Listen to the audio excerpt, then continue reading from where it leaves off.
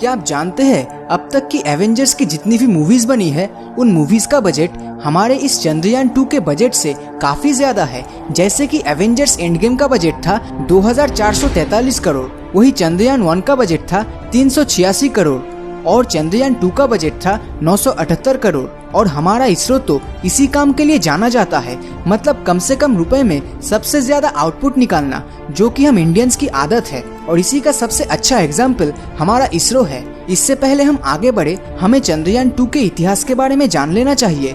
इस चंद्रयान 2 मिशन को सबसे पहले इंडिया और रशिया के कोलैबोरेशन की मदद से अंजाम दिया जाने वाला था। इस मिशन में काम इसरो को सौंपा गया था, जिसमें इसरो को अपना खुद का रोवर और ऑर्बिटर बनाना था। वही रशिया के रोसकॉस्मोस को चांद पे लैंड करने के लिए लैंडर बनाने का जिम्मा सौंपा गया था, जो चांद पे उतरते वक्त काम आने वाला था। लेकिन इधर समय बीतता गया और साल 2011 में रशिया ने मंगल ग्रह के मून फोर्ब्स में उतरने के लिए उसी तकनीक के लैंडर का इस्तेमाल किया जो वो चंद्रयान 2 के लिए करने वाला था। लेकिन इस मिशन में रशिया बुरी तरह फेल हुआ और रोसकॉस्मोस ने अपने आप को इस चंद्रयान 2 मिशन से हटा लिया।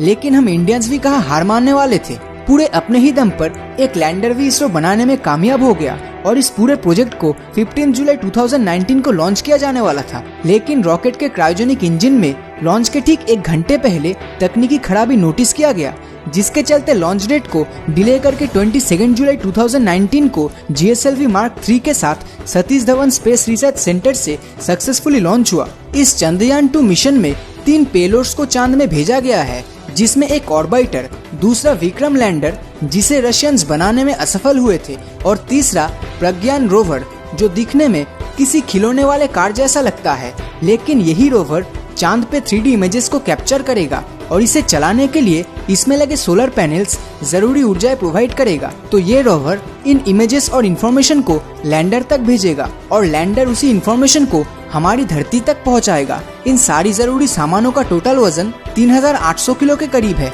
लेकिन इस चंद्रयान 2 मिशन से हम इंसानों को आखिर क्या फायदा होगा? क्या आप जानते हैं चंद्रयान 1 मिशन के वक्त ही ये पता चल गया था कि चांद पे पानी मौजूद है और वो भी उसके नॉर्थ पोल पर। लेकिन इंटरेस्टिंग बात यह है कि चंद्रयान 2 को नॉर्थ नहीं बल्कि साउथ पोल में लैंड किया जाने वाला है। दरअसल चांद का साउथ पोल ज्यादातर समय अंधेरे में ही रहता है और जितना कम सूरज की रोशनी होगी उतना ही कम यहाँ का तापमान होगा, और कम तापमान मतलब पानी सॉलिड बर्फ के फॉर्म में मिलने के चांसेस उतने ही ज्यादा होंगे। क्योंकि अगर नॉर्थ पोल पर ज्यादा रोशनी होने के बावजूद भी अगर पानी मिल सकता है तो साउथ पोल पर ये चांसेस तो और भी ज्यादा होंगे। और साउथ पोल की सबसे खास बात ये है कि चांद का साउथ पोल कई करोड़ों सालों से अनटच्ड है, मतलब यहाँ कोई भी बाहरी चीजें आकर नहीं टकराई है, जिससे यहाँ बहुत सी अनजान चीजों के फॉसिल्स मिल पाने की संभावनाएं भी काफी ज्यादा है। यही फॉसिल्स से हमें हमारी सोलर सिस्टम की उत्पत्ति के बारे में बहुत जरूरी इंफॉर्मेशन मिल सकता है, जो इस ब्रह्मांड की उत्पत्ति के बारे में भी हमें बहुत जरूरी जानकारी देगा, जो किसी खजाने से कम नहीं। इसीलिए चंद्रयान 2 के लैंडर विक्रम और रोवर प्रज्ञान को साउथ पोल के 2 बड़े क्रेटर्स यानी गड्ढे के बीच उतारने की कोशिश करेगा, जो कि है मैंजिनिया सी और सिम्प्लस N। अगर चांद पर भारी मात्रा में पानी मिलता है तो ये बहुत अच्छी बात है, क्योंकि पानी में होता है 2 भाग हाइड्रोजन और 1 भाग ऑक्सीजन यानी H2O। तो इसी पानी से हम हाइड्रोजन के साथ साथ ऑक्सीजन भी एक्सट्रैक्ट कर सकते हैं और इसी H2O में से हाइड्रोजन को रॉकेट प्रोपल्शन फ्यूल के रूप में इस्तेमाल किया जा सकता है और ऑक्सीजन से एस्ट्रोनॉट को जरूरी सांस लेने लायक हवाएं मिलेगी। अब ये सुनने में जितना आसान लग रहा है, भले ही ये उतना आसान ना हो, लेकिन साइंस में हम जिस तेजी से आगे बढ़ रहे हैं उससे ये नामुमकिन भी नहीं है। और अगर सब कुछ ठीक रहा तो चंद्रयान 2 सितंबर महीने के 7 तारीख को चांद में रशिया, चाइना और USA के बाद चौथे देश के हिसाब से सफलपूर्वक सॉफ्ट लैंडिंग करेगा। इसरो ने जिस तरह से इस स्पेस मिशन को अंजाम दिया उसके लिए इस वीडियो पे 10,000 लाइक्स तो बनता ही है। और आपको क्या लगता है, क्या ये मिशन सक्सेसफुल होगा या नहीं? नीचे कमेंट करके जरूर बताएं।